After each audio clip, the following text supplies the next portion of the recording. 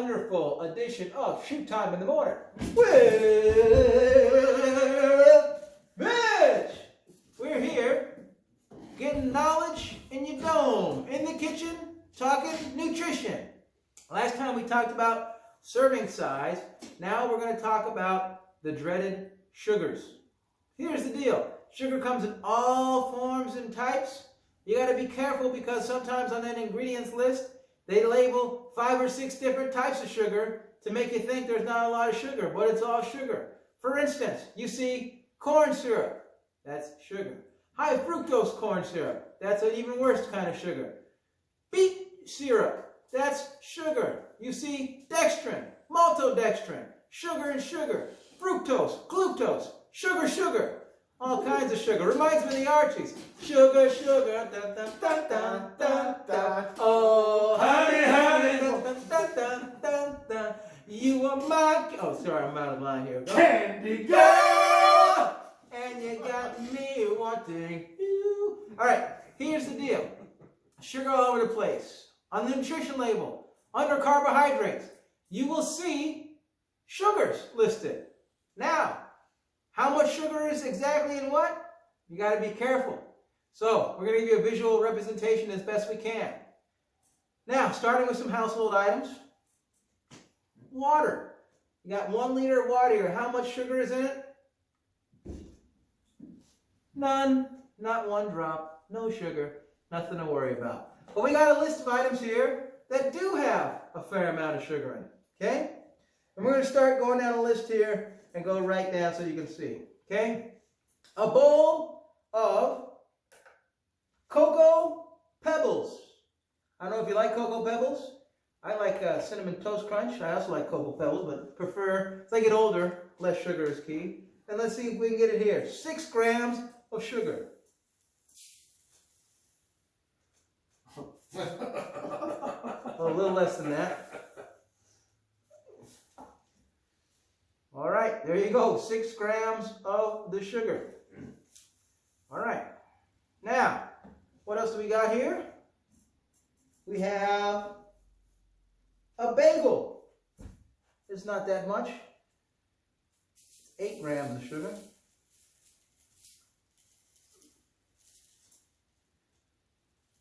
You don't think about sugar being in breads and things like that, but oh yeah, it's in there. There you go, 8 grams of sugar. All right. Now, putting this back in the rundown here, we got certain things that we don't think about having a lot of sugar that have some sugar here.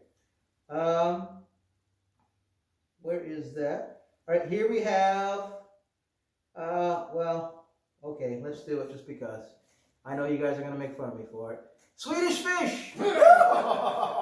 Remember, 6 pounds. 6 pounds. He doesn't have enough sugar in his...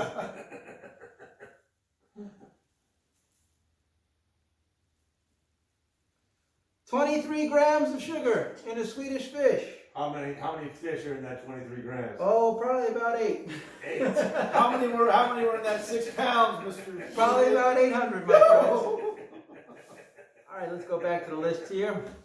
All right, here's an interesting one. We got a can of Coca-Cola. A can of Coca-Cola. A can of Coca-Cola. Let me reset this so it's perfectly zeroed out again. Can of Coca-Cola.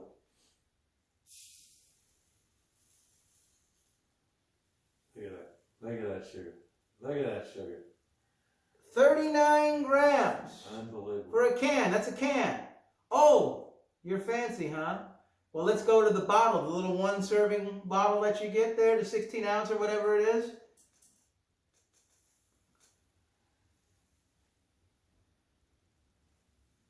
Look at that. Woo! It's a mountain of sugar. We're going 78 grams of sugar, folks. It's a lot of sugar for 1 drink. What happens to that sugar, Mr. Mortimer and Mr. Shoemake? When you digest it, when you drink that can of soda, what happens to that sugar? Well, unless you're in the middle of a marathon, it's probably going to go to fat. Oh. If you're doing exercise and moving and grooving and all that stuff, and you drink that stuff, not the most healthiest nutritionist for you, but it'll get turned into immediate energy and it'll fuel you. The problem is it's a simple carbohydrate, give you instant burst of energy. Boom, you'll bounce off the walls. As soon as it depletes, you will get the dreaded crash. So, let's give you some more examples here of what we can see in our normal lives and some things we don't see. All right, this is orange juice. Orange juice is 40 grams.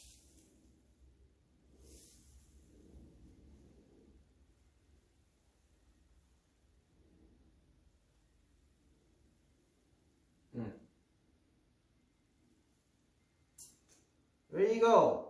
Mine is about a 0.5 gram. That's orange juice. Orange juice is supposed to be healthy, right?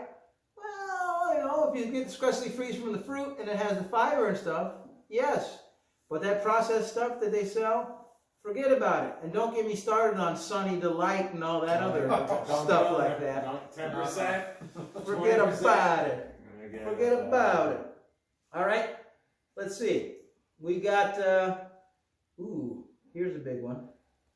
We got Ben & Jerry's ice cream, the small personal one-tubbers. Ooh, little Cherry Garcia. Little Cherry Garcia, Ben & Jerry's. We got 90 grams of sugar in that bad boy. 90 grams. In one of those small ones, Mr. Schu? Yes, let's see if we have 90 grams even in it.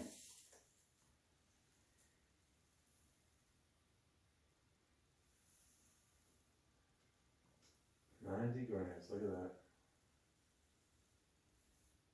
Ran out of sugar. All right, got to go to the reserves, folks. Oh my goodness. 90 grams plus.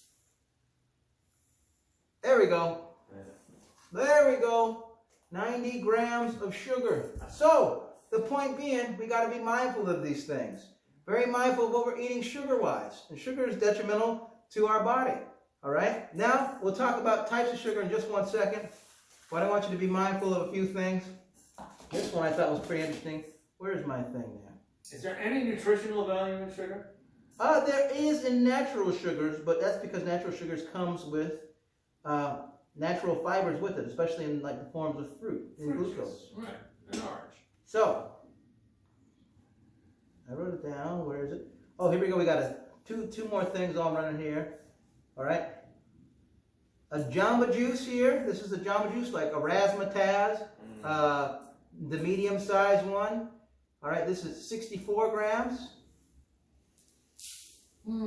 64.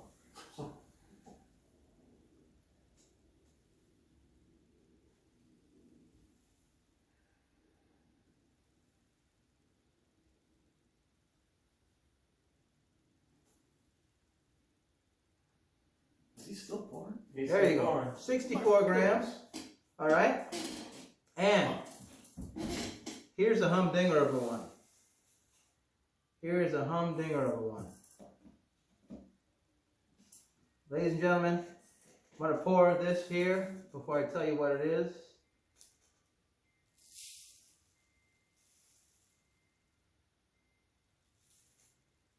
That's not so bad, right?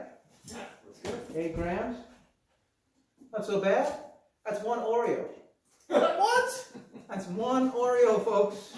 So, ladies and gentlemen, as you can see, sugar can make and rear its head in many different places. All right? You got to be mindful to understand exactly what the sugar is doing. Natural sugars occur in many different things, and they aren't inherently bad for you. Sugars occur in fruits in the form of fructose. There's also sucrose and glucose. Fructose is not bad for you in its natural form because when you eat the pear, when you eat the apple, when you eat the orange, you're eating the fibrous material of the fruit as well too. So it balances out the absorption rate, and it actually is good for you in the sense that it can bring healthy energy to you, as well as, remember, carbohydrates are the power for your brain. But when you reduce it down to this, all right, it's terrible for you. So oftentimes what they do is they take that healthy food and they add a ton of added sugar. When you see added sugar, that's exactly this, guys. Added sugar, they add it to make it a certain amount of sweetness, and that way they can get their whole, just enough to get you addicted to whatever it may be. And sugar has an interesting property. When you eat it, it is, in many ways, like a drug. What I mean by that is, You eat it, and your body says, whoo, it's good. Whoo, I'll take some more of that. Whoo. Next thing you know, you're eating a whole bag of Swedish fish on the beach, saying, give me more, all right? Sugar can allow you to eat more. Even when your body is satiated, sugar will trigger a mechanism for your body to continue to eat. So be mindful of that, all right? There really is almost no added sugar to that, added value to this sugar. Sugar comes in a cane, and it used to be you chewed the cane. If you chewed it for 10 minutes, then you were there and good to go, all right? But if you were to see how they process sugar, all right, it took probably, I don't know, 30 or 40 canes to get this box filled here. So a lot of chewing, omit it. You just pour this right into your cereal, into your Kool-Aid, into whatever it is, and forget about it. You're out of this part. I don't know what those are. Mr. Mornhinwick, what else we got? Yes, indeed. You know, if you look at the kitchen, work's going on. Worker just showed up, and he handled it very, very nicely. He's right on time. He handled it in a very sweet way. You know, that reminds me of a question for you guys. We're not going to talk sweet food. We did that last video. I'm going to ask you a question, Mr. Mitch and Mr. Schu. Who is the sweetest person that you know in your life, or that you've known? Sweetest person.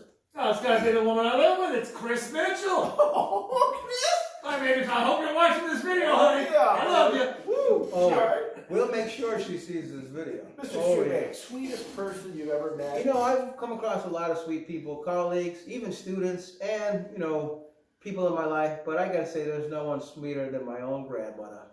My dear old grandmother was a sweet lady that would, real salt of the earth person, she would give you the shirt off her back kind of thing if you needed it. Just a wonderful woman, and I miss you, Grandma. Oh, that's nice. Salt of the earth, yet sweet as sugar. Indeed. Well, I would say my wife too, but that's already taken. No, you can say that because she might be watching this also, my friend. It is my wife, but I do want to mention a lady that worked for me years ago when I did this summer day camp, Jeanette. She was just such a sweet person. And she was so sweet, guys, I thought she was faking it. But after 2 months of working with her, she was the real deal. Very, very sweet lady. Sports Factor, what do we got? All right, we're going, let's stick with all-time. We've done all-time scorer, all-time assist, all-time rebounder.